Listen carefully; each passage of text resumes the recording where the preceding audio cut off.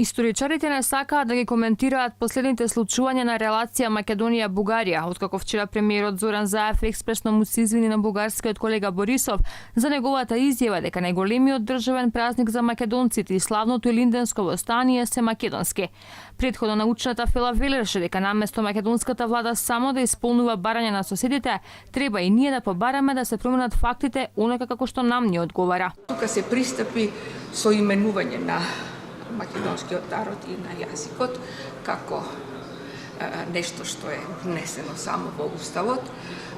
Нажалост, Бугарија не успеа да се надмине самата себе си и да ги покаже своите навистина пријателски односи спрема Македонија и да застане чврсто во одбрана на историскиот идентитет на македонскиот народ, како и впрочем на реалноста која е околу македонскиот јазик, кој што е кодифициран и кој што воопште не е дијалект. Заев и Борисов си пружија рака, ама и се обврзаа дека ќе слават празници заедно, а историјата била заедничка. Ја доведували во прашање последното извини на Заев и работата на Мешовитата комисија за ревизија на историјата. Во комисијата се уште молк, иако истата требаше да почне со работа уште кон крајот на јуни.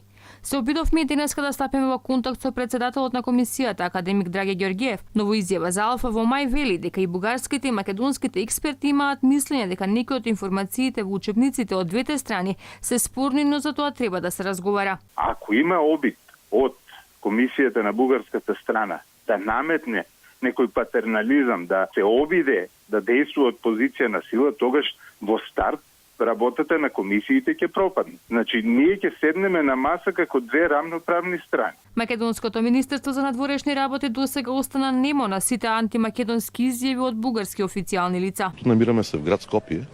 Това е првиот град.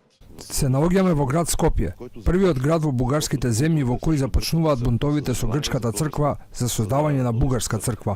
Непосредно пред подпишувањето на договорот за добрососедство, премиерот на прашање на Алфа токму за навредите на наша адреса, рече дека не е време за укорување, туку за градење пријателство. Повеќе да ги наоѓаме начините како тоа ќе се зближиме и соработуваме, отколку да се укоруваме, и затоа секогаш апелирам на позитивниот аспект на гледање на работите, секако вклучително и транспарентниот и одговорниот аспект, каде што и граѓаните, институциите се тие кои што на крајот ги носат и самите одлуки. Но не само што доби укор и лекција за историја од пријателите од Бугарија. Премиерот Зоран Заев заборави дека настои 15 годишнината од смртта на Гоце Делчев се поклони пред неговиот гроб во црквата Свети Спас во Скопје, каде се наоѓаат моштите на македонскиот револуционери великан, па во Благоевград. Токму на Илинден заедно со Борисов се поклонуваше пред споменик на Делчев, каде според него сега се наоѓал и неговиот гроб.